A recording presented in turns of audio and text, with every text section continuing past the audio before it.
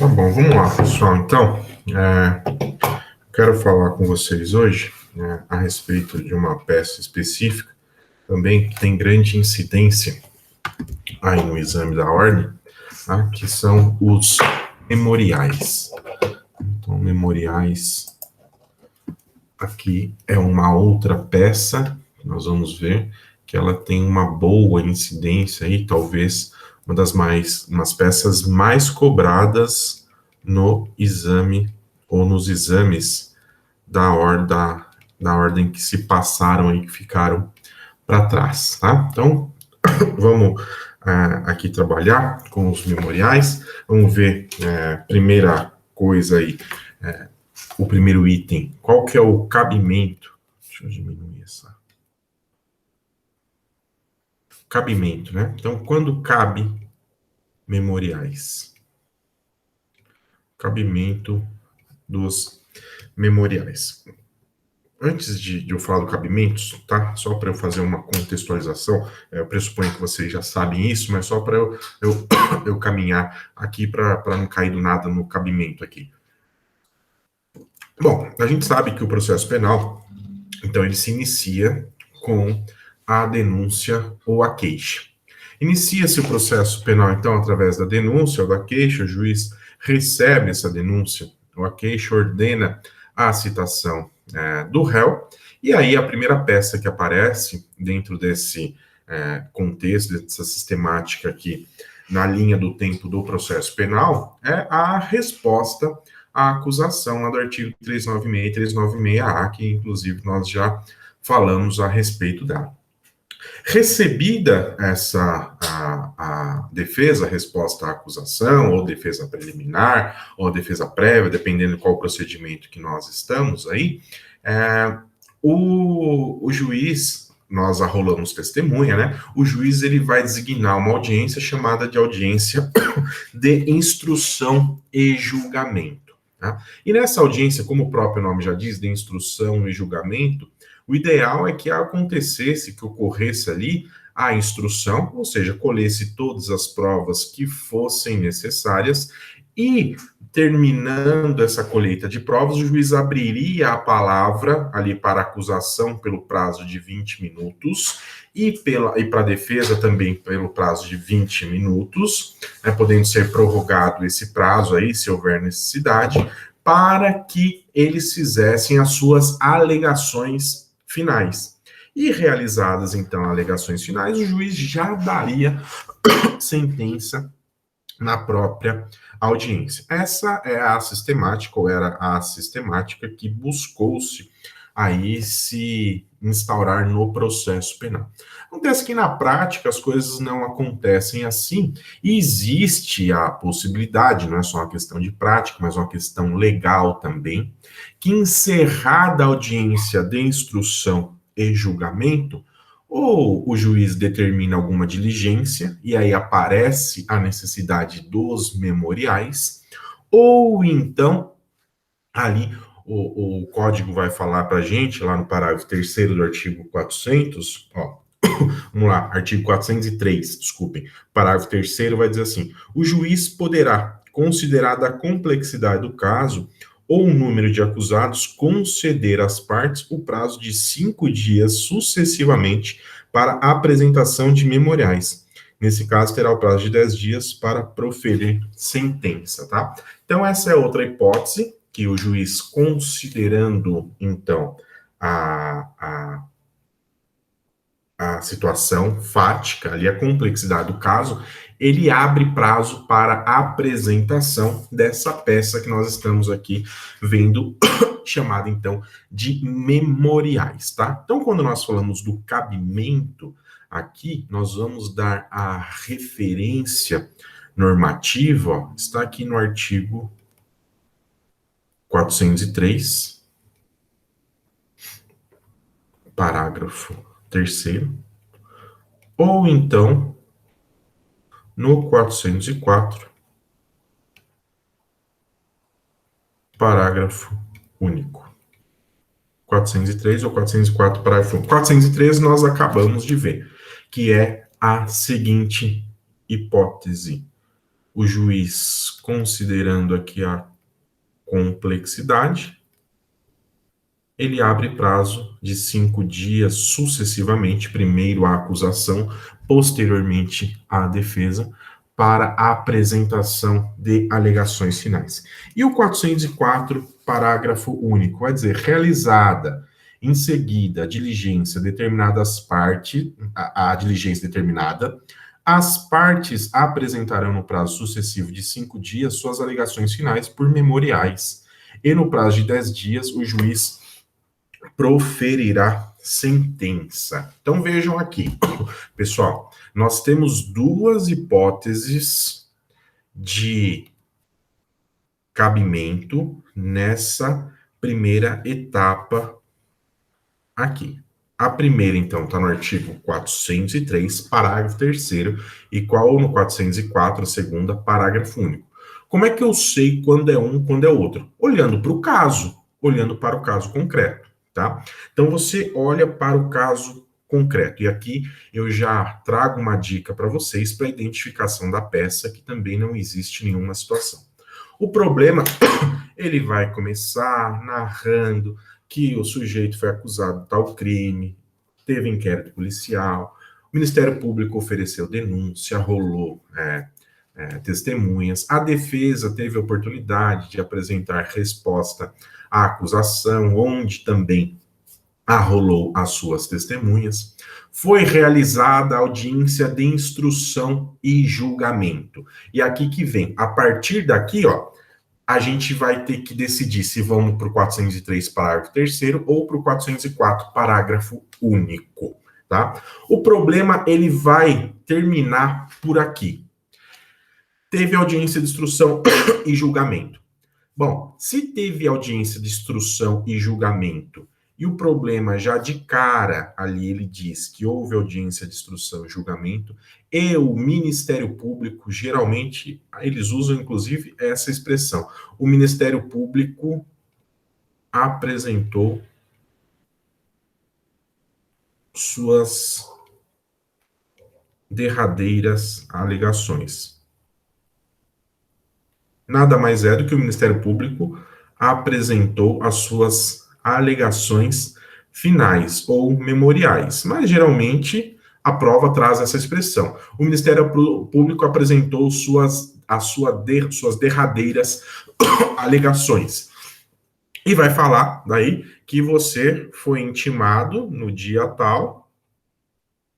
Então, com base nisso, daí vem aquele resto lá do problema. Elabore a peça cabível, alegando todas as questões de fato, de direito, na defesa do sujeito.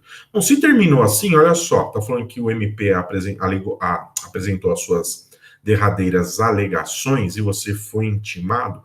O fundamento é do 403, parágrafo 3º, tá? É do 403, parágrafo 3º.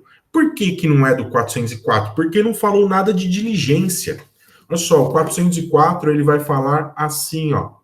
Ordenado diligências consideradas imprescindíveis de ofício a requerimento da parte, a audiência será concluída sem as alegações finais.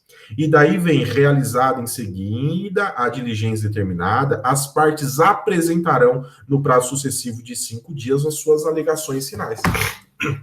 Então, nesse caso aqui, pessoal, quando que vai ser do 404, parágrafo único? Quando o problema disser que depois da audiência de instrução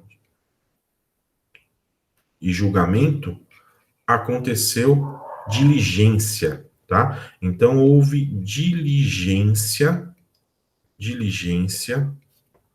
após a AIJ, audiência de instrução e julgamento. Se o problema disser que houve AIJ após a instrução, houve diligência após a AIJ, audiência de instrução e julgamento, você vai fundamentar as suas alegações finais ali no parágrafo único do artigo 404 do Código de Processo Penal. Então, aqui são essas duas as possibilidades, tá? 403 ou 404. Pessoal, ficou claro para vocês essa questão aí do cabimento e do fundamento, se é 403, parágrafo 3º, ou 404, parágrafo único? Nenhuma dúvida quanto a isso? Tá tranquilo, Bruno.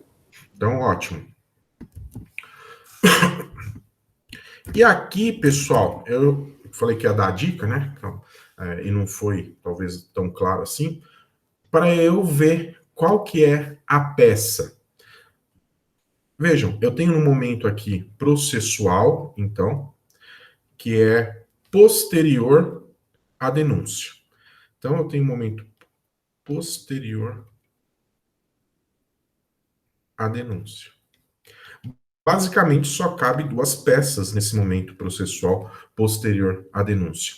Ou é resposta à acusação, e resposta à acusação não pode ser, porque o problema vai falar que houve resposta à acusação, ou é alegações finais, né? Então não tem dificuldade para nós sabermos que é alegações finais. E qual que é o macete ali? Qual que é o macete para saber se é alegações finais? O problema sempre vai falar que aconteceu, ocorreu audiência de instrução e julgamento.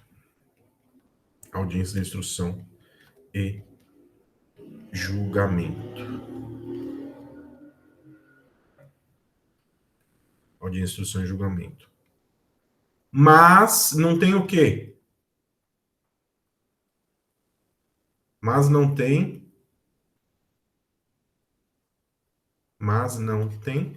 sentença. Não tem sentença.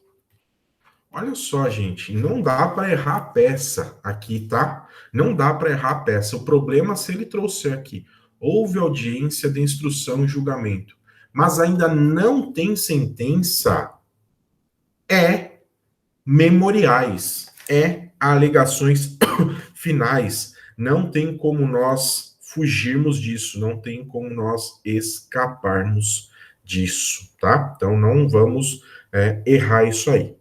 Aqui, só uma outra questãozinha que eu quero colocar com vocês aqui, é a seguinte.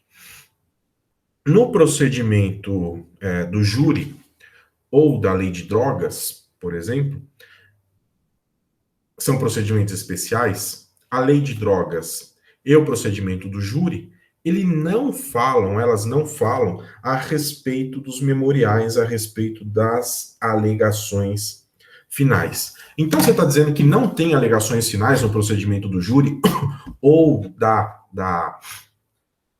lei de droga? Não, tem sim.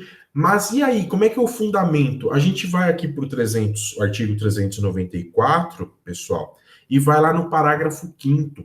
E o parágrafo 5º, ele diz o seguinte, ó: aplicam-se subsidiariamente aos procedimentos especial, sumário e sumaríssimo as disposições do procedimento ordinário. Ou seja, o procedimento ordinário, como nós já vimos, traz a prescrição dos memoriais. Se tem lá nos memoriais e o procedimento especial não traz nada a respeito disso, e o 394, parágrafo 5º, diz que aplica-se aqui ao procedimento especial de forma subsidiária às disposições do procedimento ordinário, então eu tenho alegações finais, ou memoriais, como queiram, no procedimento do júri, ou então no procedimento da lei de drogas. Mas e aí, se o problema for referente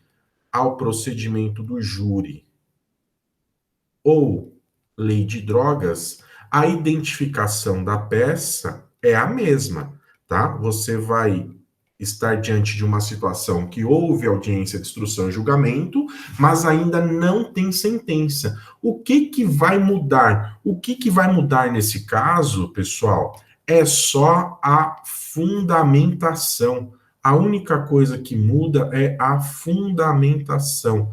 Muda o quê? Eu só acrescento aqui o artigo 394, parágrafo 5º, para dar fundamentação aos meus memoriais. Então, como é que fica essa fundamentação se for do Tribunal do Júri ou da Lei de Drogas? Fica a mesma coisa da fundamentação acima, que é o 403, parágrafo 3º, ou o 404, parágrafo único,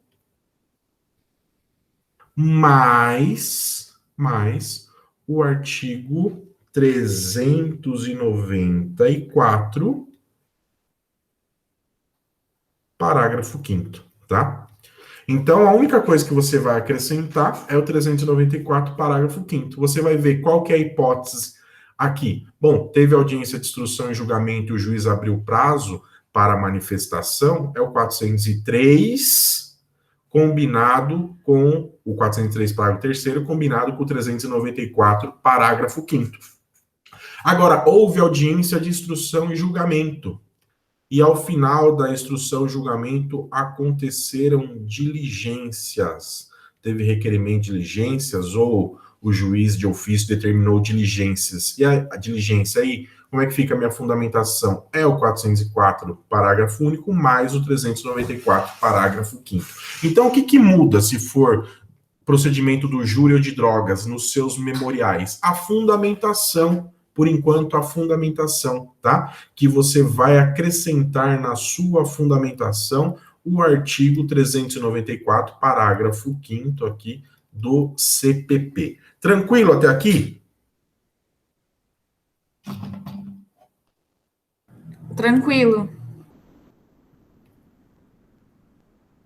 Então, vamos adiante. A próxima questão que a gente vai verificar aqui é a competência. Competência.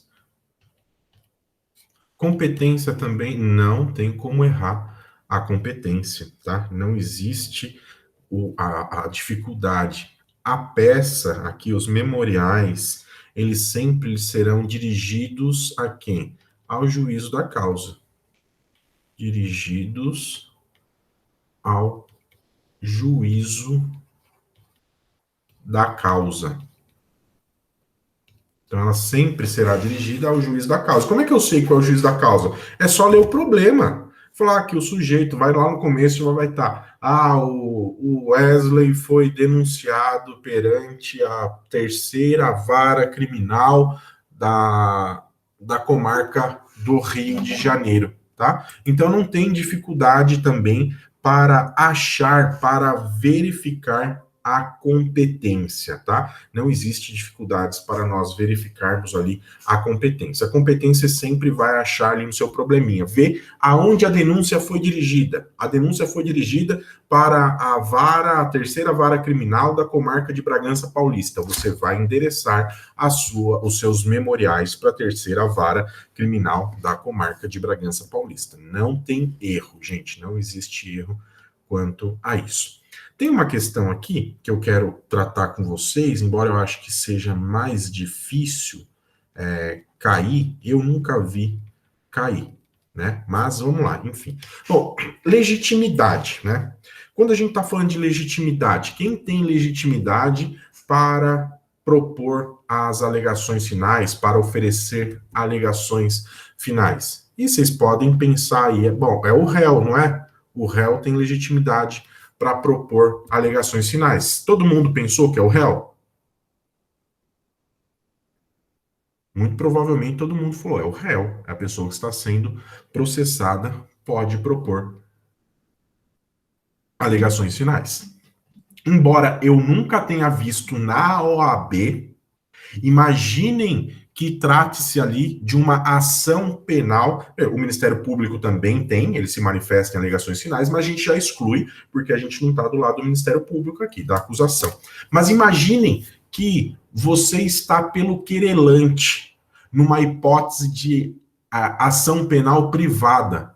Você ingressou com a ação penal privada, você ofereceu a queixa, e agora é hora do quê? Você está na acusação, mas como advogado de quem? Do querelante.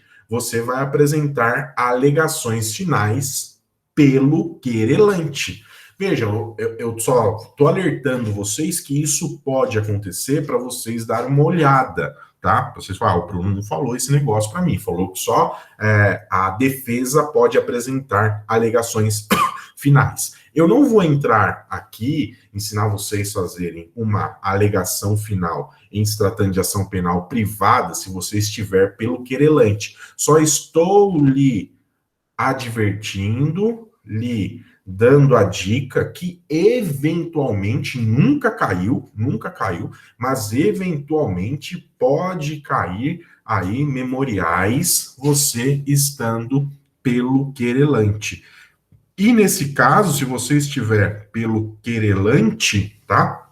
Você vai ter que fazer pedido de condenação do sujeito, ver quais são as hipóteses para fazer o pedido de condenação. Volto a dizer, não vou tratar aqui, né, dessas questões, não vou ensiná-los a fazer uma petição, uma peça de memoriais, estando aí pela acusação, já que o nosso foco aqui é mais o outro. Mas aqui, então, tem legitimidade o réu, tem legitimidade o Ministério Público, tem legitimidade o assistente da acusação e, por fim, tem legitimidade o querelante. Eu vou trabalhar com vocês aqui na hipótese de que se cair uns memoriais, vai ser pelo réu, tá? Então, eu estou trabalhando com essa hipótese, porque todas as demais hipóteses, essa aqui exclui, não cai, mas como assistente da acusação e querelante poderia ser. Mas, em ambos os casos, você vai ter que fazer o papel, nesse caso, da acusação e não da defesa. Mas eu vou me ater aqui ao réu. Posteriormente, se você for estudar sobre isso, tiver alguma dúvida sobre isso, você pode falar para mim, a gente conversa sobre essa situação. Prazo.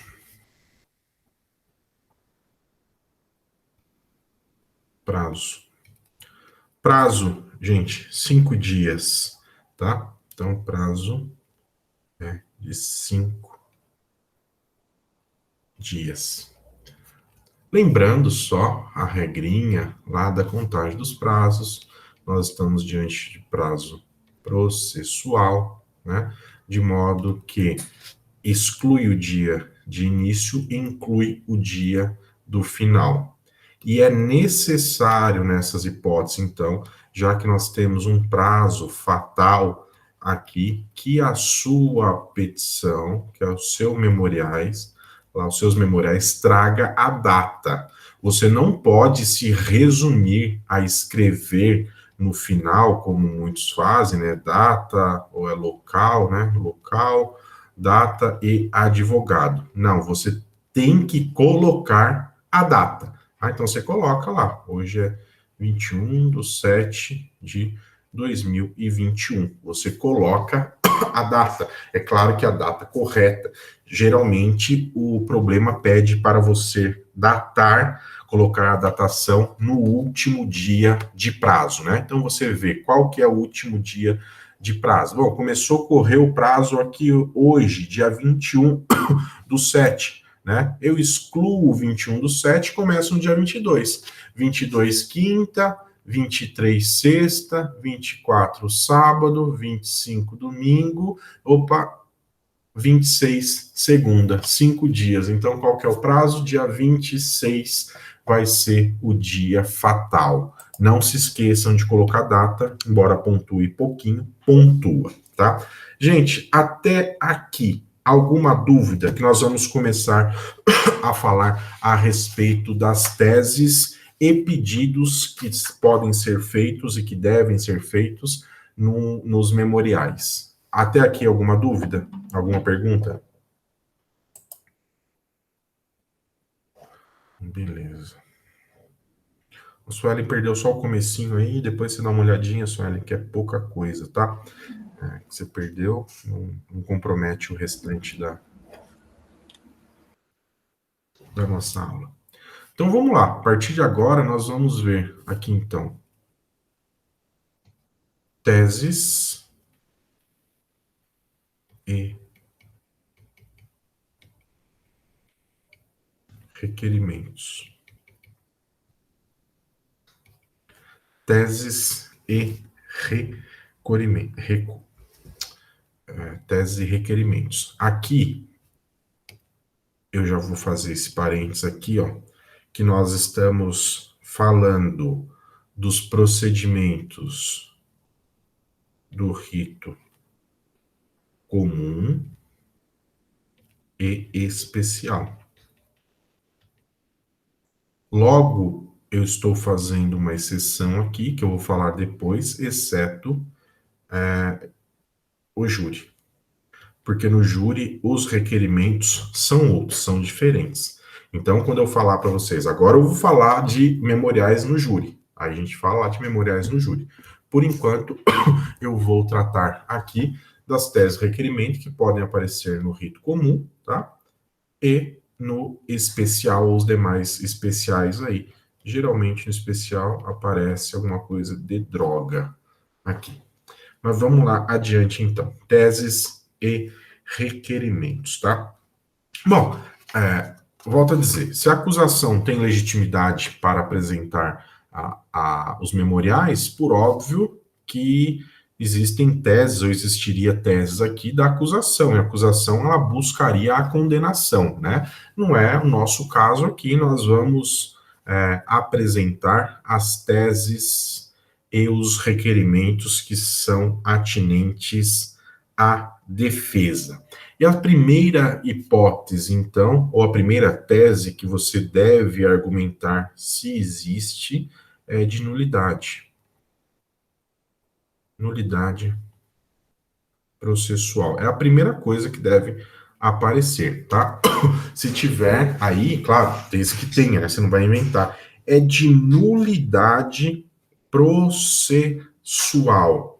E, gente, quando eu estou falando aqui de nulidade processual, aí nós nos remetemos lá para o artigo 564, que nós já vimos as hipóteses de nulidade. Não vou ficar aqui agora retomando aquilo, por isso que nós fizemos aquelas aulas tratando das teses, eu falei de nulidade, falei da teoria do crime, né? Falei das teses principais e subsidiárias de mérito, então a gente não vai retomar lá, mas a primeira hipótese aqui, então, que você deve alegar, que você deve aventar, é quanto à nulidade processual.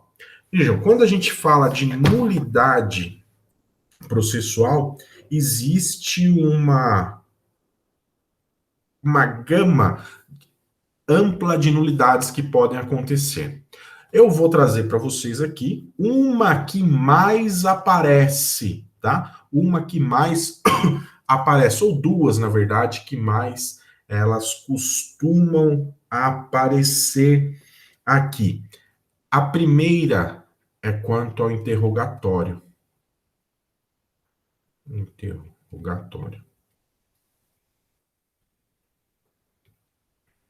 Olha, o que é que costuma aparecer quanto ao interrogatório? O interrogatório, pessoal, a legislação diz que o interrogatório é a última coisa que deve acontecer dentro do processo penal. A última coisa que eu digo ali dentro da audiência de instrução e julgamento. Então, para encerrar ali, o juiz vai terminar aquela audiência com procedendo o interrogatório do réu. Então, o interrogatório do réu, volto a dizer, é a última coisa que acontece. Os problemas, muitos problemas da OAB, geralmente eles trazem aí a seguinte situação. Que foi realizada a audiência de instrução e julgamento, e na audiência de instrução e julgamento não compareceu uma testemunha. E mesmo assim, o defensor insistiu na redesignação da audiência e o juiz, ele determinou que continuasse a audiência e posteriormente ouvisse a testemunha. E ele vai trazer que essa testemunha foi ouvida no momento posterior, sem a presença do acusado, tá? Então não teve aí a presença do acusado. Vejam só, isso aí viola alguma coisa no interrogatório? Viola. Viola o quê? Viola o devido processo legal e viola a ampla defesa, porque o réu ele tem o direito de acompanhar todos os atos da audiência. Então essa é uma possibilidade. Ou então a outra possibilidade que geralmente aparece, tá?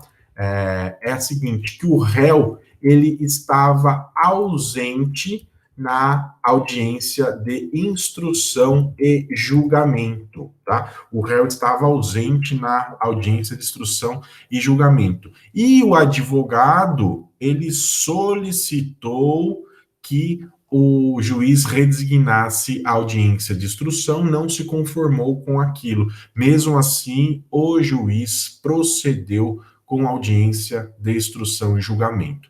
Essa também é uma causa, é uma hipótese de nulidade que geralmente aparece. Então, são essas duas situações aqui de nulidade que costuma aparecer muito, pessoal. Ela costuma aparecer muito aí em se tratando de memoriais, é a realização, então, da audiência ou um ato que o réu não estava, foi praticado, ouviu uma testemunha, por exemplo, ou o réu não compareceu à audiência de instrução e julgamento por algum motivo, e o juiz realizou mesmo sem a sua presença, né? Então, diante dessa situação, nós teremos aí uma hipótese de nulidade. Você pode, na verdade, deve alegar nulidade se isso acontecer. Outra hipótese que vai aparecer muito de nulidade, né, é prova ilícita, quando se tratar de prova ilícita. Então, se uma situação aí que você verificar que o problema está narrando que teve prova ilícita, é uma hipótese, então, para você argumentar a nulidade processual, tá? Então, vejam, a tese é de nulidade processual, né? E qual que vai ser o pedido diante dessa situação aqui de nulidade processual? Da anulação do processo. Anulação do processo, né? Ou do determinado ato. Aqui nesse exemplo que eu dei para vocês, do interrogatório, vocês pedem anulação do quê? Anulação da audiência de instrução e julgamento. Se for de prova ilícita, que é desde lá do começo, você pede a anulação do processo, tá? Então, são duas situações de nulidades que costumam aparecer muito. Lembrem-se, então, nulidade é a primeira tese que sempre deve aparecer. Segunda tese aqui de mérito que você vai poder alegar: extinção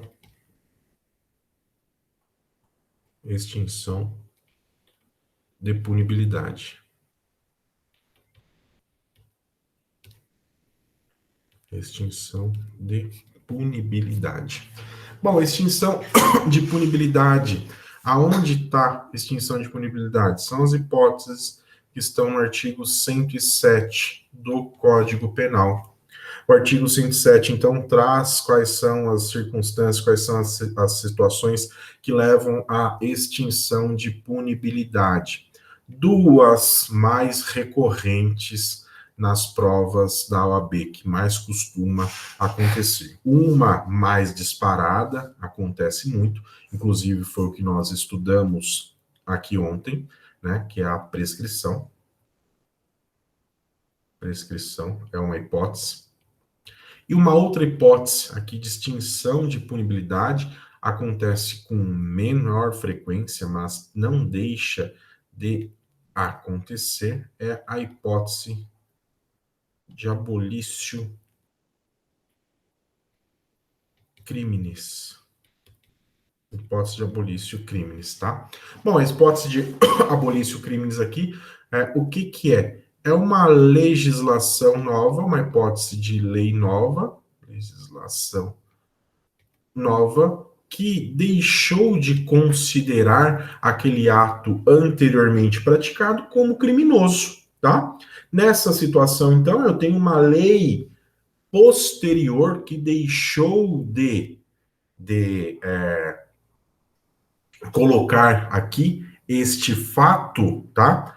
Como sendo criminoso. Então, essas são as duas hipóteses que mais costumam aparecer, tá? O abolício crimes e a prescrição. Prescrição disparado, né? Prescrição disparada. Então, voltem lá dar uma olhada a partir do artigo 109 do Código de Processo Penal, do Código Penal, desculpe, que é o que nós conversamos ontem. Então, nulidade, extinção em segundo lugar. Em terceiro lugar, aqui, gente, aqui nós vamos começar agora as teses, então, de mérito.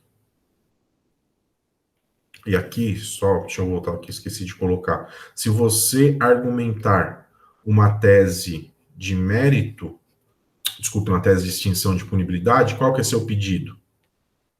Seja decretado, ou decretada, na verdade, decretada, a extinção da punibilidade. Então vejam aqui, ó, se for, por exemplo, uma situação de prescrição, né, você vai colocar o quê? Que seja reconhecida a prescrição da pretensão punitiva pelo decurso do prazo e, consequentemente, decretada a extinção da punibilidade do sujeito, tá? Então, esse lado aqui nós estamos com a tese e aqui nós temos o pedido. É isso que você vai pedir. Terceiro lugar, aqui então. Aqui nós começamos agora a falar de tese de mérito, tá? E aqui então, tese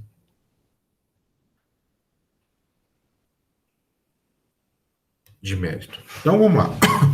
A tese de mérito, aqui então, gente, como eu já falei para vocês também na aula, não na passada, na retrasada, a tese de mérito nós podemos dividi-la em duas etapas, né? A tese ou teses principais de mérito e teses subsidiárias de mérito. Então, aqui a gente vai começar a falar das teses principais de mérito. É o que nós temos que alegar nesse momento, são as teses principais de mérito. Bom, as teses principais de mérito, a gente já sabe que são aquelas, né, que elas vão buscar sempre a absolvição do réu. Ou se não for a absolvição, a gente tem aqui uma hipótese de não aplicação. Não aplicação da pena. Que seria hipótese de escusa absolutória, tá? Então, seria uma hipótese aqui de escusa absolutória. Vamos lá, gente. Quando eu falo aqui, então, tese de mérito, a primeira coisa que me vem à mente é a seguinte, que para eu condenar alguém, para que nós venhamos condenar algum sujeito, eu tenho que ter aqui o seguinte: autoria e materialidade. Então, eu tenho autoria, materialidade, do delito e a materialidade desse delito. tá? Então eu tenho a autoria e a materialidade desse delito. Bom, é a primeira coisa que eu vou bater, se existir essa possibilidade, né, é que o Ministério Público ou a acusação não logrou êxito em demonstrar que o réu foi autor daquele delito. Tá? Então, o Ministério Público não conseguiu provar, no caso aí, que o réu foi o autor do delito. Nesse caso, o que você vai pedir? Você vai pedir, então, a absolvição do sujeito. Se verificado que teve a autoria e a materialidade aqui, a gente vai passar para uma segunda situação, e essa segunda situação, sim, ela já está mais ligada com a questão do crime em si. Primeira coisa que eu tenho que analisar é se o ato praticado pelo réu foi um fato típico. Não, foi um fato típico. Se não foi um fato típico, né, a ausência de tipicidade é algo que leva aí, consequentemente, à absolvição do sujeito. Bom, se for um fato típico, eu tenho que fazer uma segunda análise, desculpe aqui, é quanto à ilicitude, ou seja, diante desse ato praticado pelo réu, será que não tem nenhuma circunstância, nenhuma situação que afasta a ilicitude, né? Eu tenho que verificar, será que eu tenho uma situação de afastamento da ilicitude, hipóteses que estão lá no artigo 23 do Código Penal, né? E, posteriormente, né, verificado se tem aí a fato típico, ele é ilícito, nós vamos por uma terceira análise aí, você vai ver, se não tem alguma coisa que afaste alguma excludente de culpabilidade, tá? Então, se não tem nenhuma excludente de culpabilidade, tá? Então, veja, você começa aqui, gente, na autoria, vendo se teve autoria, tentando afastar a autoria do sujeito, se tiver circunstância suficiente para isso. Você busca afastar a autoria e a materialidade. Bom, não tenho como afastar a autoria e a materialidade. Daí eu venho aqui, o fato é típico, tá? Eu tenho que ver se o fato é típico. E aí eu faço aquela análise de tipicidade formal e tipicidade material que nós já vimos. Bom, o fato foi típico. Ótimo, eu passo para uma segunda etapa. Verifico aqui, eu passo a verificar se não tenho nenhuma circunstância ou situação que afasta a ilicitude desse fato. Se o sujeito não cometeu o ato ali em legítima defesa, em estado de necessidade, em estrito cumprimento do dever legal, ou não tenho nenhuma dessas situações. Não tenho nada que alegar de ilicitude. Eu passo aqui para o exame, então, da culpabilidade. Será que existe alguma coisa que afasta a culpabilidade desse sujeito?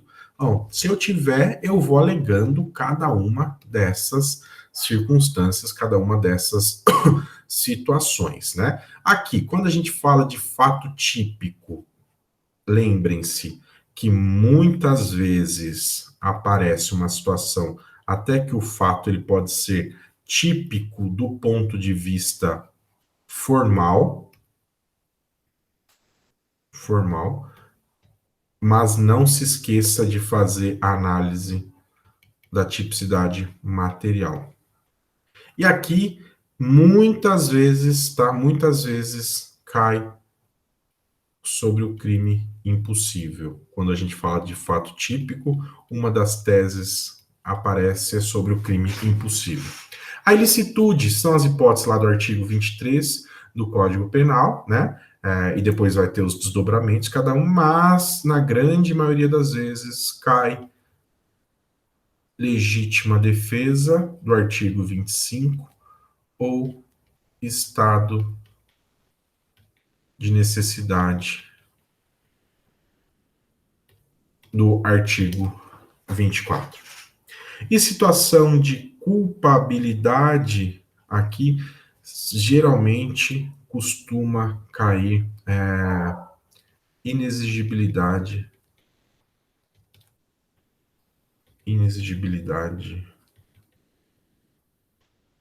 de conduta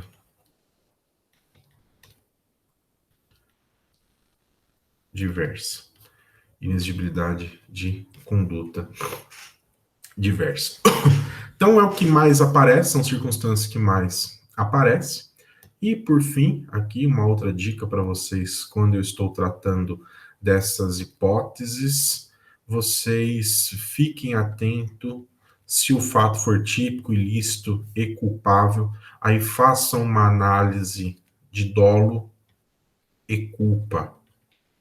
Façam essa análise de dolo ou culpa, situação que está no artigo 18 do Código Penal. O sujeito cometeu determinado fato que é típico, ilícito, culpável, será que foi de forma dolosa ou foi de forma culposa? E aí, muitas vezes, a acusação vai dizer que foi dolosa quando você pode buscar uma situação aí que foi culposa. Então, vale a pena fazer essa discussão quando nós trabalhamos nessa tese ou nas teses de mérito. E aqui, gente, quando eu trabalho essas teses de mérito, né, o nosso pedido vai ser de absolvição. Absolvição. Absolvição com base no quê? Vai ser absolvição com base no artigo 386 do Código de Processo Penal.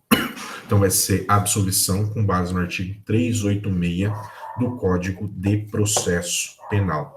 O artigo 386 do Código de Processo Penal, ele tem aí seis incisos, deixa eu conferir aqui. Ele tem 6 incisos, tá? É importantíssimo que você faça a correta classificação em qual desses incisos você está fundamentando, são 7, desculpe, em qual desses incisos você está fundamentando o seu pedido de absolvição. O pedido de absolvição não pode ser genérico, com base só no artigo 386. Tem que ser com base no 386 em um dos incisos de 1 a 7 do Código de Processo Penal.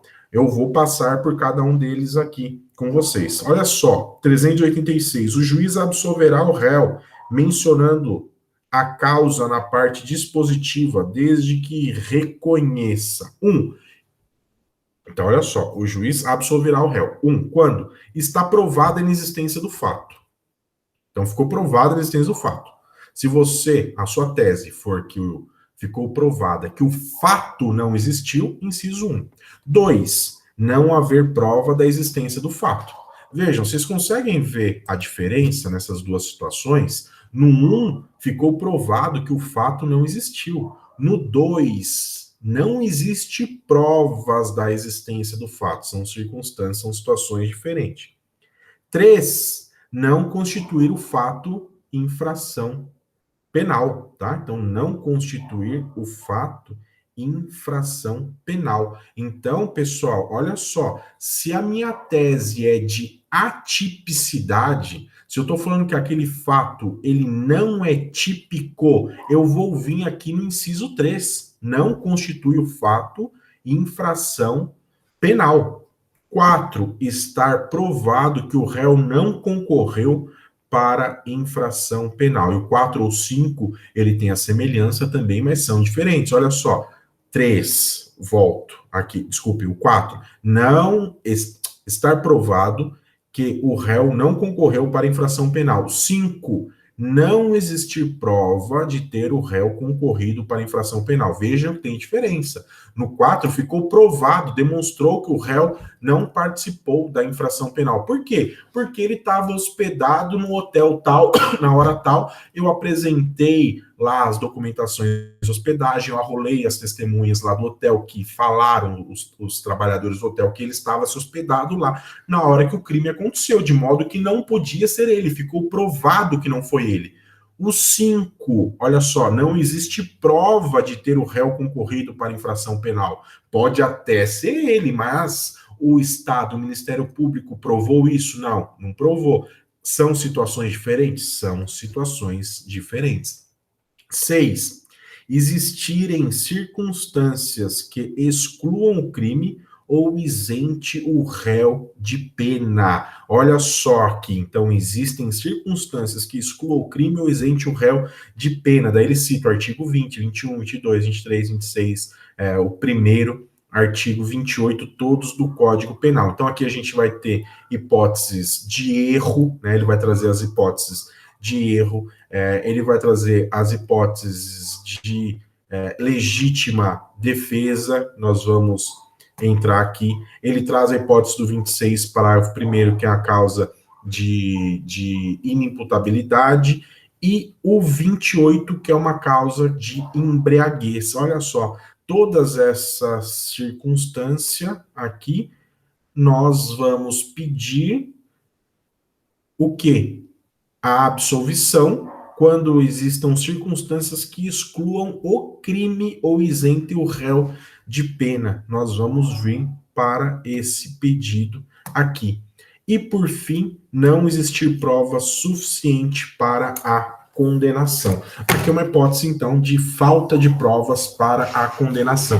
É mais difícil aparecer alguma coisa aqui no 386-7, tá? O mais comum é aparecer nos outros, porque são nos outros que você tem maior capacidade, possibilidade de argumentar as teses.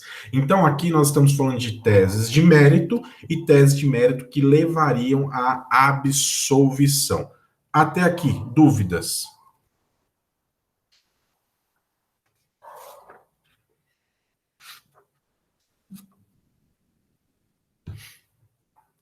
Ótimo. Vamos lá, então, agora para as teses. Então, aqui todos pedidos de absolvição, tá? Aqui nós vamos ter agora tese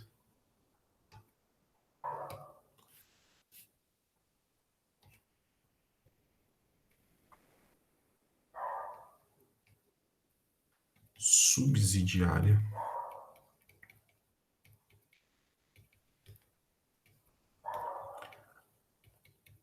de mérito. Então, vamos para teses subsidiárias de mérito, tá? Bom, a primeira tese, ou o primeiro ponto de tese subsidiária de mérito que você vai verificar se existe a possibilidade é de desclassificação. Desclassificação.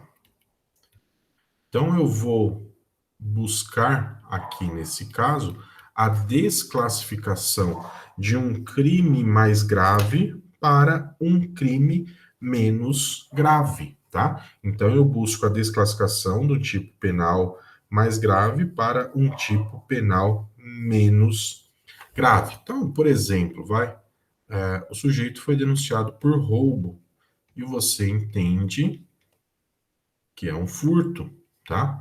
Ou então, aqui, o Ministério Público denunciou por um furto qualificado. Você busca aí a desclassificação para um furto simples. Então, aqui nós vamos ter as teses de desclassificação, tá? Roubo, furto qualificado, existe um monte, né? Uma infinidade de possibilidades aí. Mas esses são bons exemplos que às vezes aparecem aí no procedimento comum, né? Ou aqui, trazendo para o procedimento especial, por exemplo, no tráfico, você busca a desclassificação aí para o uso de drogas, o sujeito está no artigo 33 da lei de tráfico, você tenta buscar aí o 28 da lei de drogas para ele. Então, a primeira hipótese, a primeira situação aí é a desclassificação, você tenta a desclassificação. A segunda, dentro das teses subsidiárias de mérito, o segundo passo aí que você vai caminhar ainda é subsidiária de mérito, né? Mas teses aqui referente a dosimetria. A dosimetria da pena. Então, teses referentes à dosimetria da pena. Bom, lembrando aqui que o artigo 68 vai falar que existe um critério trifásico para fixação da pena. Então, a primeira coisa aqui que vai ser analisada, as circunstâncias. Eu já falei sobre isso, tá? Só vou passar aqui. Judiciais. Se você está pela defesa, o que você vai dizer? Que existem circunstâncias judiciais favoráveis, né? Que leve o juiz a colocar a pena num grau mínimo ali. Então, as circunstâncias judiciais. Você vai falar que as circunstâncias judiciais são favoráveis.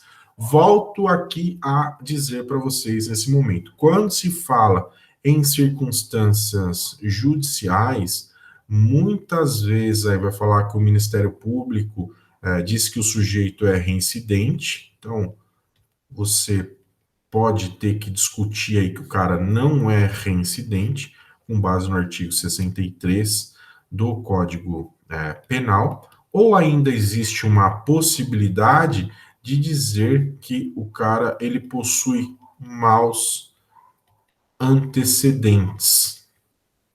E geralmente vai falar que ele possui maus antecedentes, vai falar que ele tem inquérito policial em andamento ou outros processos em andamento.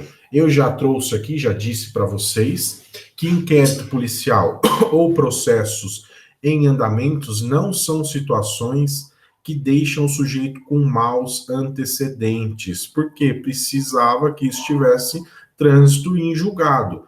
E, inclusive, nós temos aqui a súmula 444 do STJ, que vai dizer que a simples existência de inquérito policial ou de outros processos em andamento não são circunstâncias suficientes para que o réu seja considerado como detentor de maus antecedentes, tá? Então tá aí, geralmente cai muito essas duas situações, reincidência e maus antecedentes, são hipóteses que você vai ter que alegar.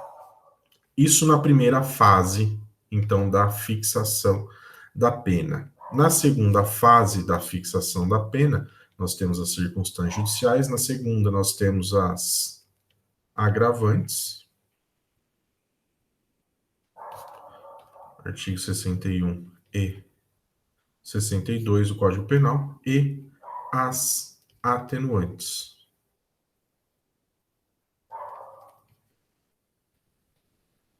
Artigo 65 e 66 do Código Penal. Então verifique se não tem nenhuma agravante, não tem nenhuma atenuante, tá?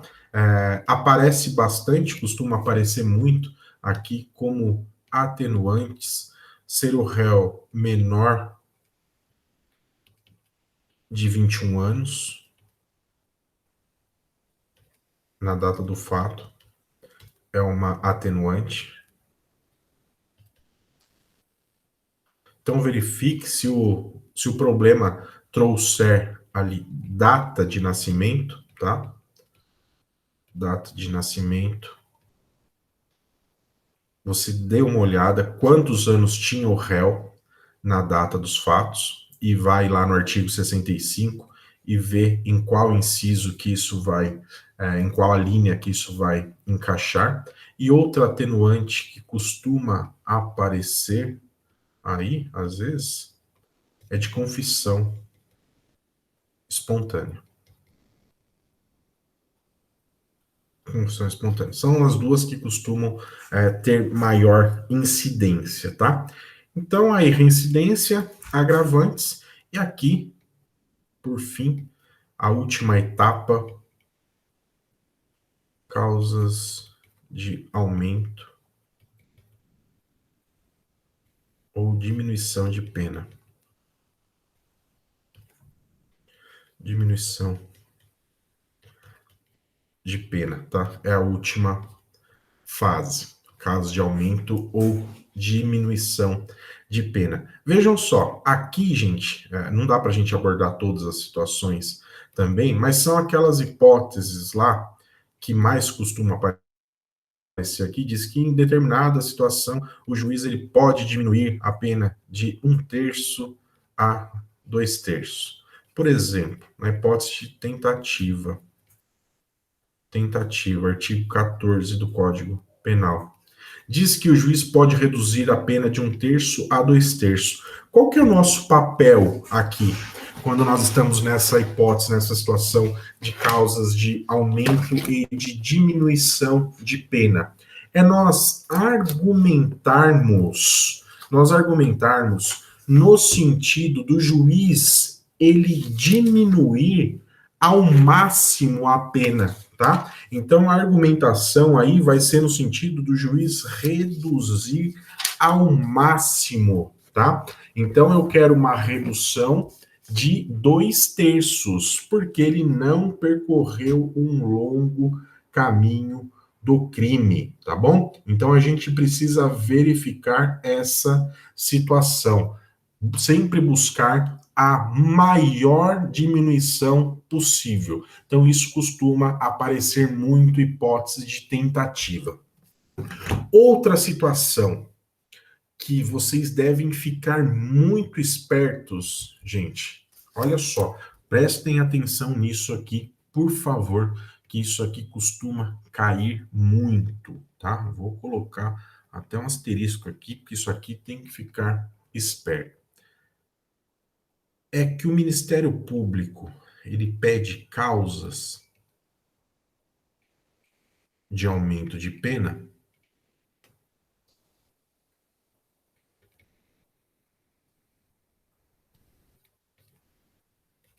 que foram inseridas no Código Penal, ou na legislação como um todo, né? No Código Penal, posterior ao fato criminoso. Posterior ao fato criminoso. Como assim? Eu vou dar um exemplo para vocês. Olha só, aqui no artigo 157, gente, no artigo 157. Se tiver com o código aí na mão, abra o artigo 157 do Código Penal, tá? Abra no artigo 157 do Código Penal. E aí, você pega aqui o artigo 157, que é o roubo, né? O parágrafo 2º, no inciso 7, ele vai falar assim, o parágrafo 2º vai dizer que a pena aumenta-se de 1/3 até a metade. Inciso 7. Se a violência ou grave ameaça é exercida com o emprego de arma branca. E o problema está narrando lá que o seu cliente, que a pessoa que você está representando, cometeu o crime com emprego de arma branca. Ótimo, você fala, porra, não tem o que fazer, cometeu o crime com emprego de arma branca. Isso aí, você tem que prestar atenção, pessoal, numa situação que é a seguinte. Você vai lá no problema, o problema vai narrar, por exemplo, que o fato aconteceu em 2017, tá? E o Ministério Público, ele trouxe essa causa de aumento de pena, tá? Do artigo aqui, ele denunciou o sujeito pelo artigo 157, parágrafo 2º, inciso, parágrafo 2º A, na verdade, né?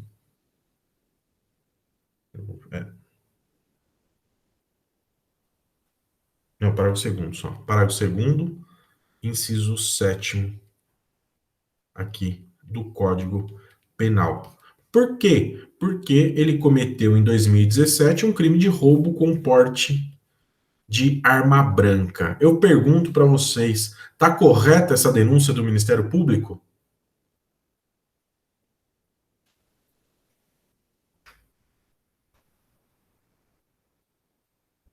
Está correta a denúncia do Ministério Público?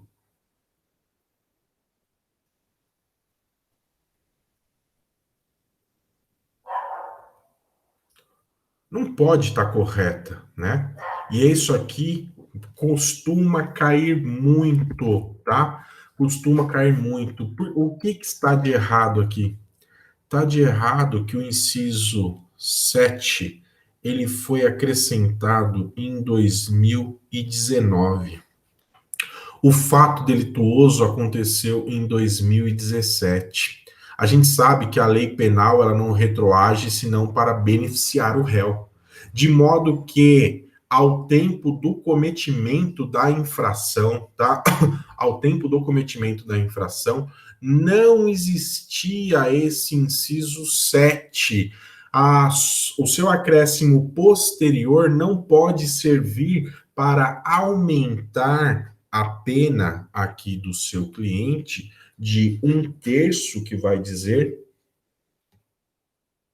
o parágrafo 2º, até a metade.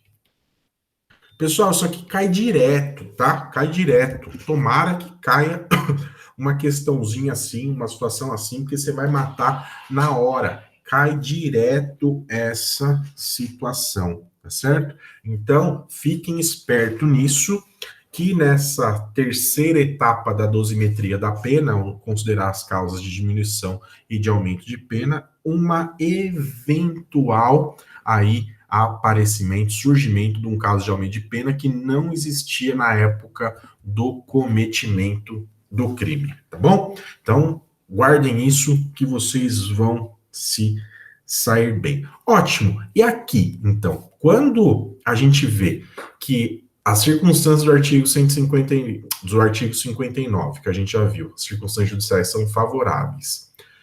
A atenuante e agravantes. Não tem o agravante, só teria atenuante. Só que eu não posso baixar o crime, a pena do crime para baixo do mínimo legal. Ou eu não tenho nenhuma circunstância aqui de aumento ou diminuição de pena. Se tiver também é diferente nessa hipótese, o que você vai pedir aqui?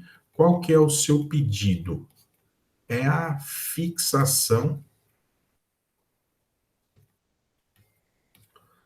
da pena no mínimo legal. Então, a fixação da pena no mínimo legal. Então, aqui, se a gente estiver diante de um furto, por exemplo, um furto simples, olha, a pena do furto é de 1 a 4. O que você vai pedir, pessoal? Você vai pedir que a pena seja fixada em 1 ano, tá? Você vai pedir que a pena fixada seja fixada em 1 ano. Oi, Paula, pode falar. Bruno, em nenhum crime a pena pode ser diminuída abaixo do mínimo? Ela pode ser diminuída abaixo do mínimo na terceira fase, se tiver uma situação ali de diminuição, caso de diminuição de pena. Ó, um exemplo aqui, se o crime é tentado, por exemplo. Vamos pegar aqui um roubo tentado, vai? Roubo, na modalidade tentada. Então, qual que é a pena do roubo? 4 a 10 anos. Então, deixa eu apagar aqui. 4 a 10, tá? Bom, é 4 a 10. O artigo 14 lá vai dizer que diminui de 1/3 a 2/3 em caso de tentativa. Nesse caso aqui, ó, essa pena menor, o mínimo da pena de 4 anos, ela pode baixar para aquém do mínimo legal. Mas a única hipótese, então, Paulo, a diminuição ou aumento, nos casos do mínimo e máximo legalmente permitido, é na terceira fase, é quando o juiz analisa os casos ou as circunstâncias de aumento ou diminuição de pena, tá? São só essas hipóteses. Ah, tá, entendi. Obrigada. Tá? Então, pô, mas só para ficar bem claro, na primeira e na segunda fase, ele não pode. Imagina que o juiz, na segunda fase aí, ele tem uma atenuante, que ser o réu menor de 21 anos, mas não tem nenhuma agravante. O que ele faz? Ele pode considerar atenuante, mas ele não pode diminuir aqui do mínimo legal na segunda fase. Ele só pode diminuir do mínimo legal na terceira fase, que é quando deve ser considerado os casos de diminuição de aumento de pena, tá?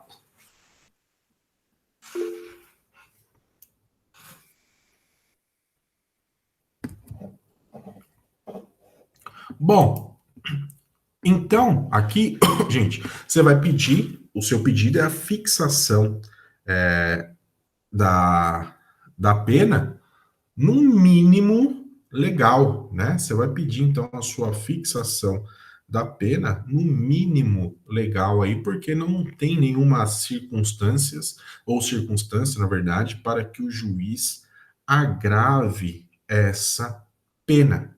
Bom, e aí, feito isso, então, a próxima etapa dentro desse caminho de teses subsidiárias, vejam então aqui, né, recobrando as teses subsidiárias, a gente começa lá falando de desclassificação. Passada a desclassificação, nós vamos vir para a referente à dosimetria da pena. E a dosimetria da pena, a gente vai tentar buscar a menor pena possível para a pessoa que nós representamos, aqui para o nosso cliente, para o sujeito que atribuiu a causa aí a nós. Bom, feito então a dosimetria, né, ou pelo menos não é feito, mas você colocado que o sujeito faria jus a uma pena mínima, embora isso aí ainda não seja definitivo, mas na sua cabeça é aquilo que você quer, aquilo que você pede, que você entende que é o melhor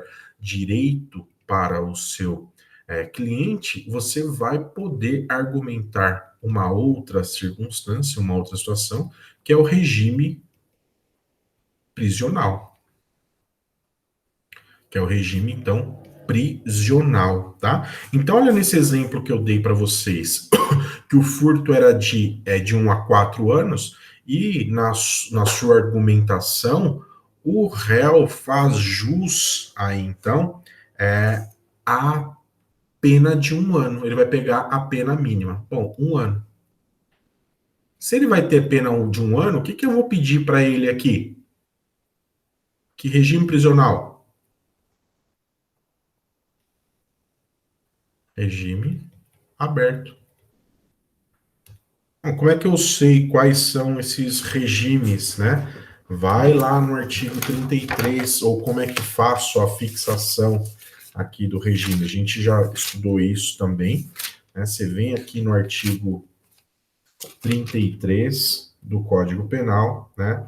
Parágrafo 2º, as penas privativas de liberdade deverão ser executadas em forma progressiva, segundo o mérito condenado, observando os seguintes critérios e ressalvadas hipóteses de transferência para o regime mais rigoroso.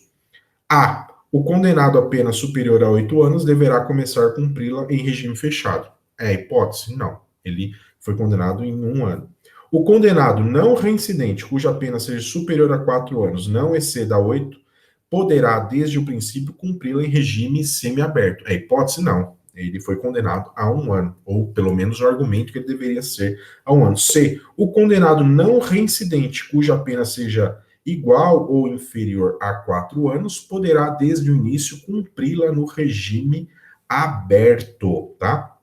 Então, vejam aqui, gente, nós temos que argumentar o regime prisional e a gente tem que sempre buscar, dentro da possibilidade, qual é o regime prisional mais benéfico ali para o sujeito. Como é que eu sei isso? Artigo 33, parágrafo 2º do Código Penal.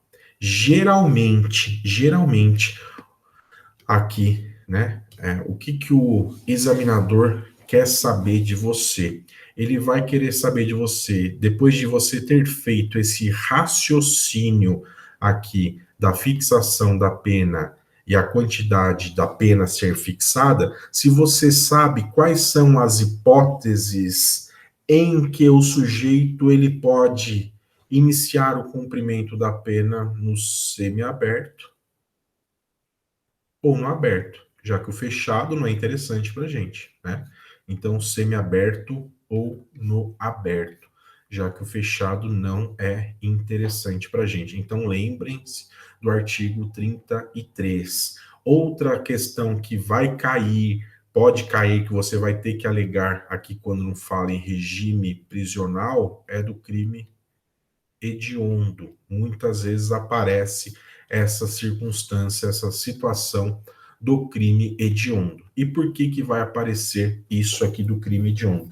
Porque a lei dos crimes hediondos diz lá no artigo 2º que o crime hediondo obrigatoriamente deve iniciar o cumprimento da pena no regime fechado. Só que eu já disse para vocês também, na semana retrasada, que o STF ele declarou isso inconstitucional, tá? Então, mesmo num crime hediondo, pode, muitas vezes, o sujeito iniciar o cumprimento da pena no regime semiaberto, tá? Então, se tiver aí diante de uma circunstância, de uma situação que, por exemplo, diz que o Ministério Público argumentou a necessidade do cumprimento, do início do cumprimento da pena no regime fechado, porque o crime é hediondo, tá? O crime é hediondo, vocês não vão entrar nessa, vocês podem buscar um regime menos severo, o aberto ou semiaberto, e argumentem aí sempre nessa circunstância que o Ministério Público, desculpem, o STF, ele já julgou essa hipótese como inconstitucional, tá? Então, é a fixação do regime. Após falar da fixação do regime, eu ainda venho para uma outra hipótese. Bom, se eu fiz esse raciocínio e na minha cabeça eu sei que a pena do sujeito, então, muita rabisqueira eu fiz aqui, né? A pena desse sujeito, ele faz jus a uma pena de 1 ano, tá? Eu vou verificar a hipótese da substituição da pena restritiva. Opa, coloquei errado. Substituição da pena é privativa de liberdade. Privativa de liberdade por restritiva de direito.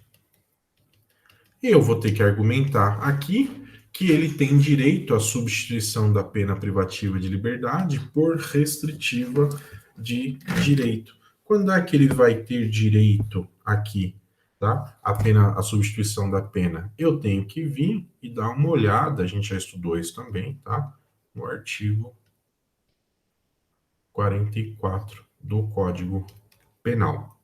Aqui, as penas restritivas de direitos são autônomas e substitui as privativas de liberdade. Quando aplicada a pena privativa de liberdade não superior a 4 anos e o crime não for cometido com violência ou grave ameaça à pessoa, qualquer que seja a pena aplicada se o crime for culposo. 2. O réu não for reincidente em crime doloso. E 3. A culpabilidade, os antecedentes, a conduta social, a personalidade do condenado, bem como os motivos e circunstâncias indicarem que essa substituição seja suficiente, tá?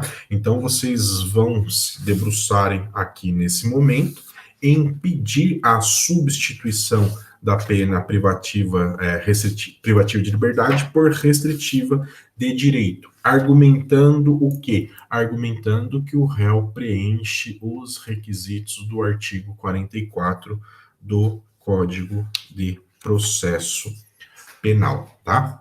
Desculpem, artigo 44 do Código Penal. E aqui ainda, gente, nós temos a última possibilidade, a última tese aqui dentro das subsidiárias, que é a suspensão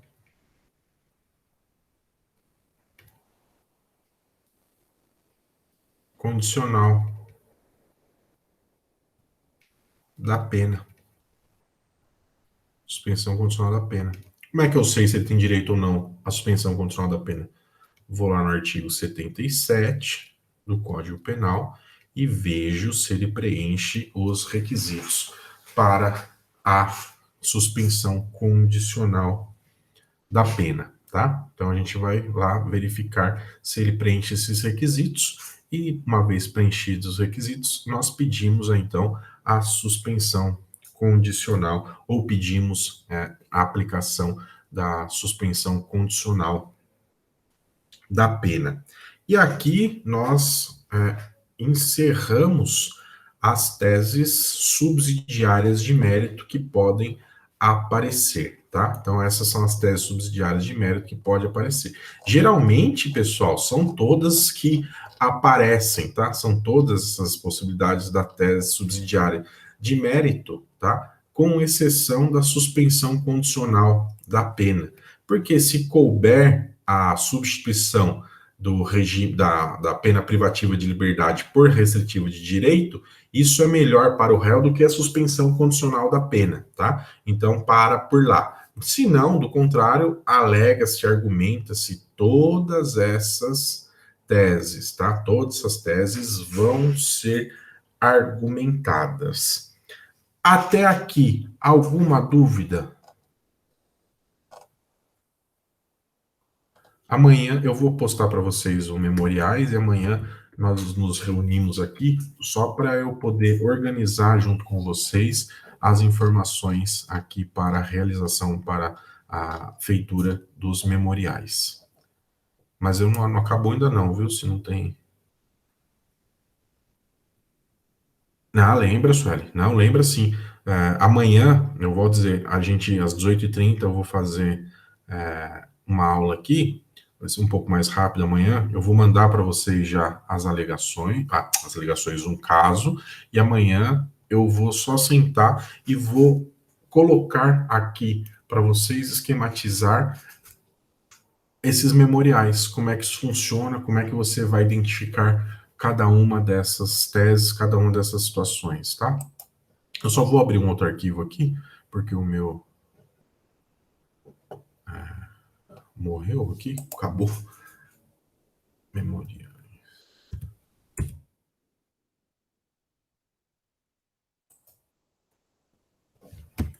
Só para terminar, tá? Já falta pouquinho, pessoal.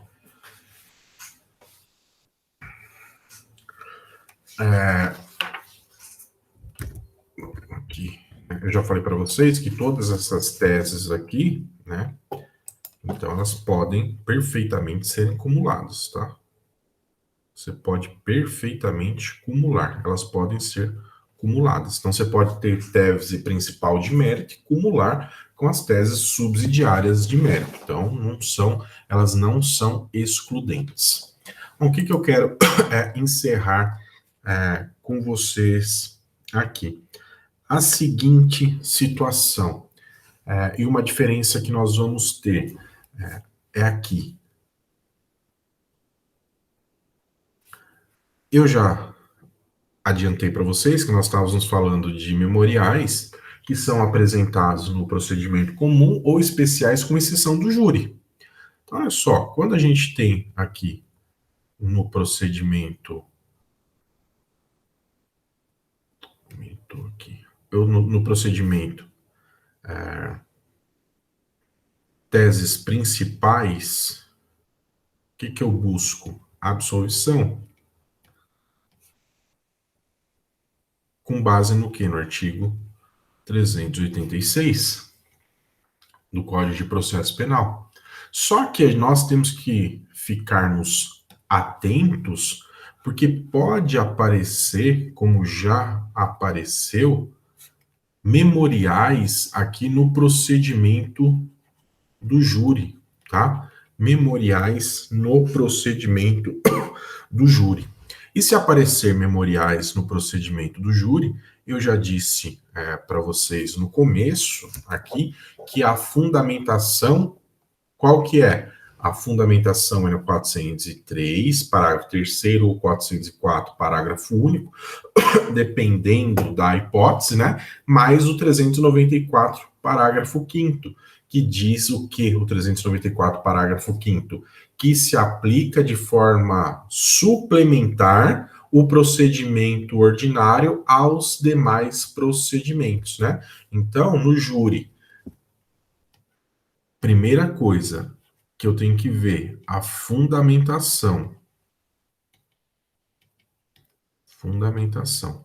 Geralmente vai ser a fundamentação aqui, do 403, parágrafo 3º, com o 394, parágrafo 5º. Só a fundamentação 403, parágrafo 3º, mais o 394, parágrafo 5º. O que vai mudar aqui no júri, gente? O que vai mudar no júri? Muda teses e muda pedidos. E por que muda tese e muda pedidos? Pela seguinte situação. Quando nós falamos de tese aqui no júri, não se aplicam as teses, ou pelo menos quanto à aplicação da pena subsidiária, tá? As teses subsidiárias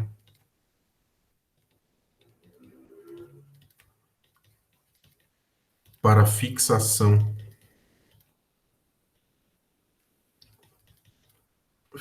de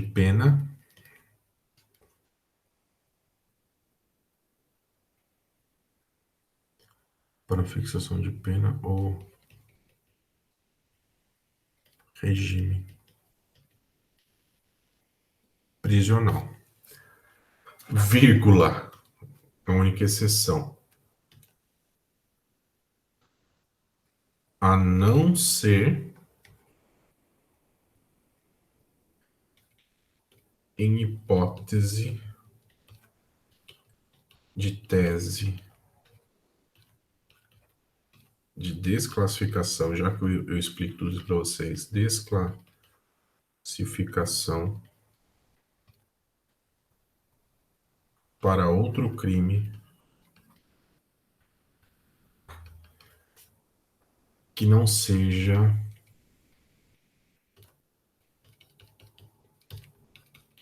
de competência do júri.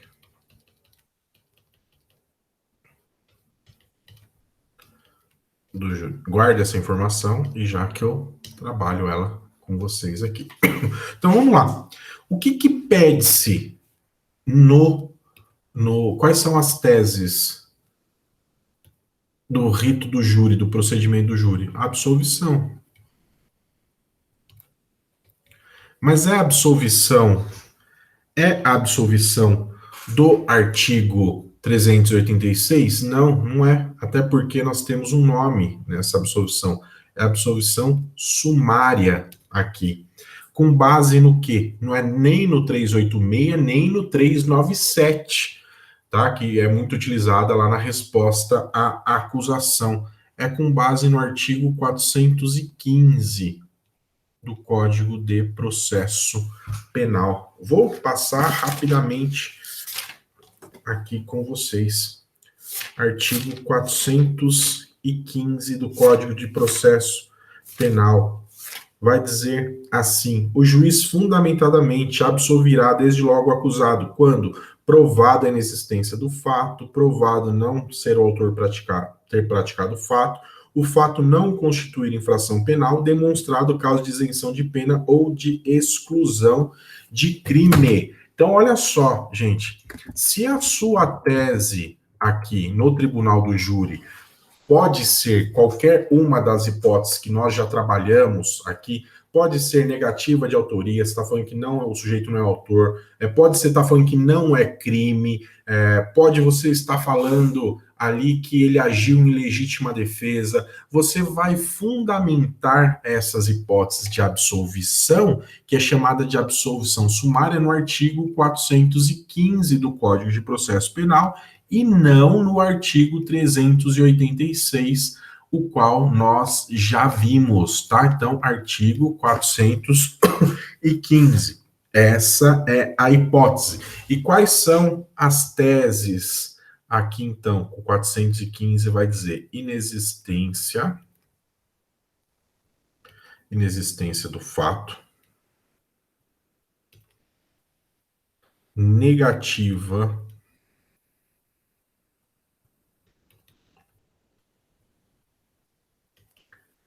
de autoria, atipicidade e exclusão de ilicitude. São todas circunstâncias que eu também posso pedir absolvição no procedimento comum, tá? Não tenho qualquer alteração quanto a isso. Só que aqui a minha fundamentação vai ser no artigo 415 do Código de Processo Penal e não no artigo 386. Bom, mas lá tinha uma outra situação que era falta de prova. Não tinha no 386? Aqui no júri não tem falta de prova? Opa, tem falta de prova também. Falta de prova leva ao quê? Leva à absolvição?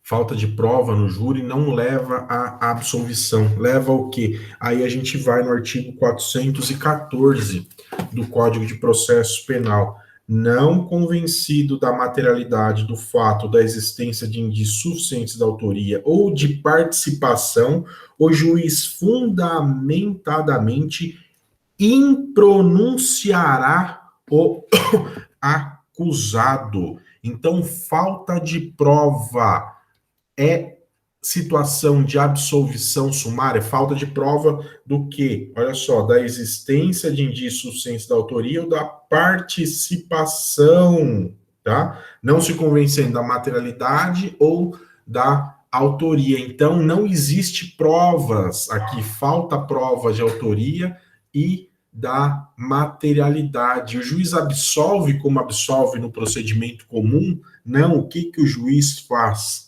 Nós vamos ter aqui a hipótese da impronúncia, pessoal. Impronúncia. Com base no artigo 414 do CPP. Então vejam que são fundamentos, são circunstâncias diferentes, tá? São circunstâncias diferentes. E essas duas teses aqui, alegadas no procedimento do júri, são teses principal de mérito. Tese principal de mérito. Tem tese subsidiária de mérito? Tem. Subsidiária.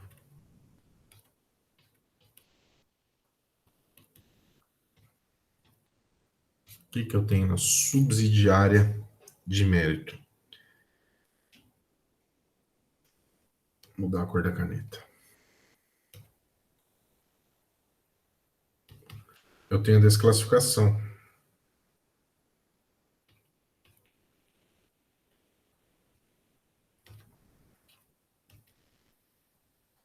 Eu busco a desclassificação. Para quê?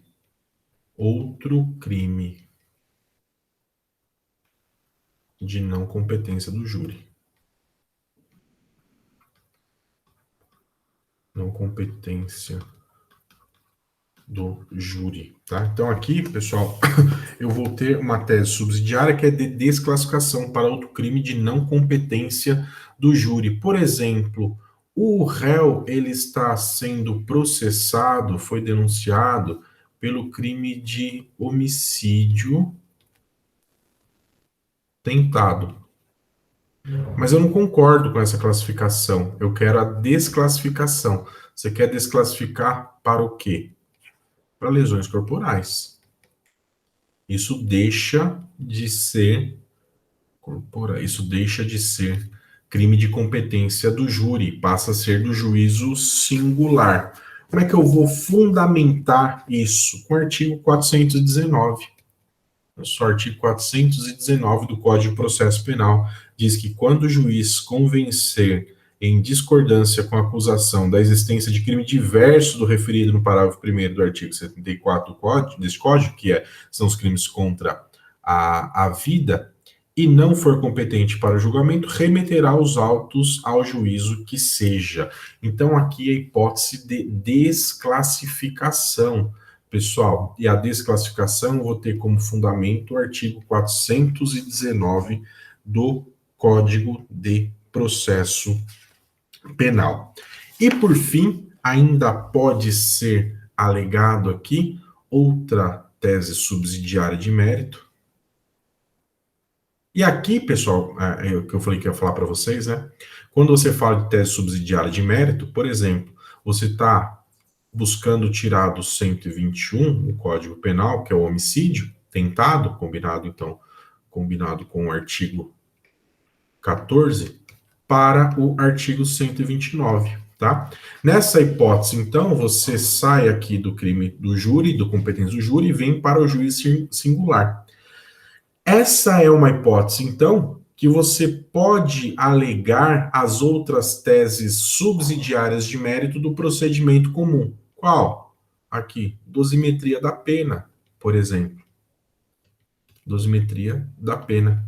Por quê? Porque eu estou falando pro juiz aqui, ó, olha, o competente não é o júri, então não é uma sentença que vai ser lá na frente depois. A competência aqui é do juízo singular, então o próprio juiz que desclassificar, ele já pode, né, nesse caso aqui, aplicar uma pena, então você já pode alegar essas teses subsidiárias de mérito referente à aplicação da pena. E para encerrar aqui, a última tese subsidiária de mérito que pode haver é chamada de desclassificação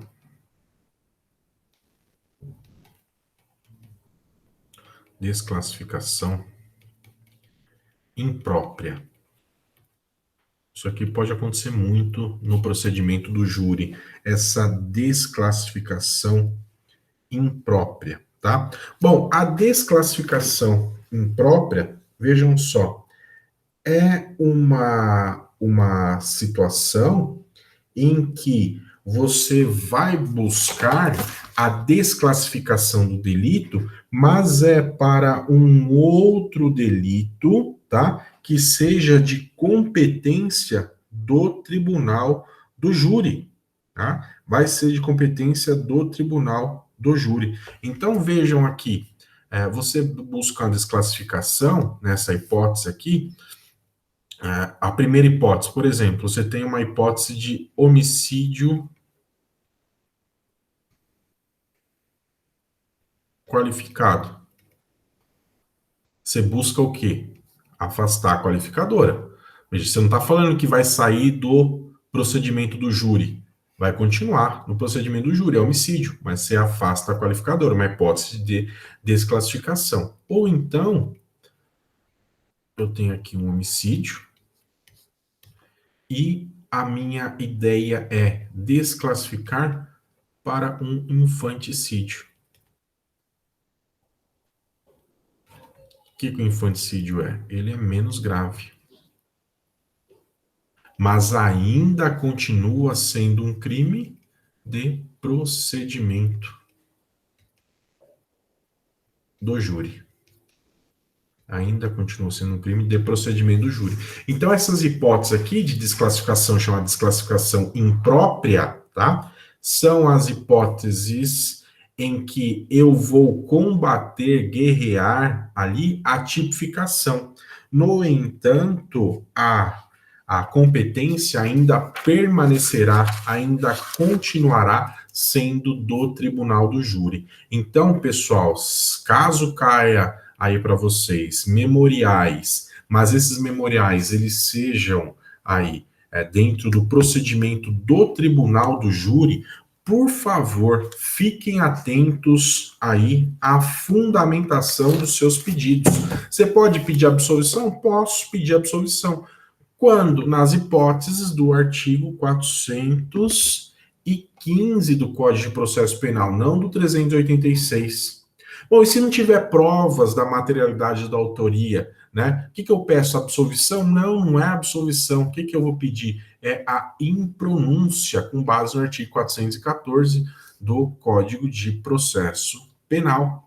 E se eu pedir a desclassificação própria, tá? A desclassificação própria, que eu busco tirar o crime da competência do júri para o juiz singular. Para onde que eu vou? Vou para o artigo 419 do Código Penal. E, por fim, eu tenho as hipóteses aí de desclassificação imprópria, que eu vou guerrear, eu vou combater a tipificação. No entanto, eu continuo dentro do procedimento do tribunal do júri. Então, nós temos essas diferenças em se tratando de alegações finais de procedimento, ou memoriais, tá? Eu falo alegações finais, acaba sendo a mesma coisa, né? Dentro do tribunal do júri, pessoal. Alguma dúvida, gente?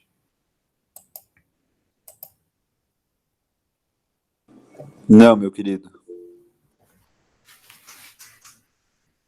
Eu sempre fico na dúvida, né? No fim. Então, se o pessoal não tem dúvida nenhuma, será que eu expliquei tão bem ou eles estão muito capacitados? Não, de fato, é isso.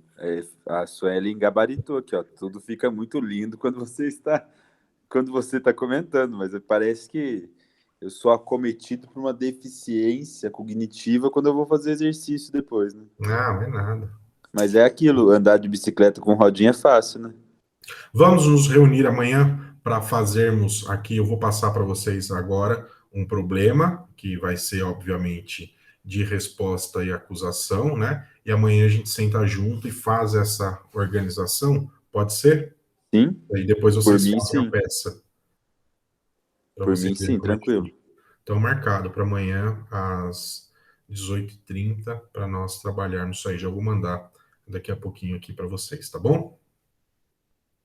Combinado. Então, Obrigado, viu? beleza, pessoal. Até amanhã, viu? Um abraço. Um abraço para vocês. Tchau, tchau.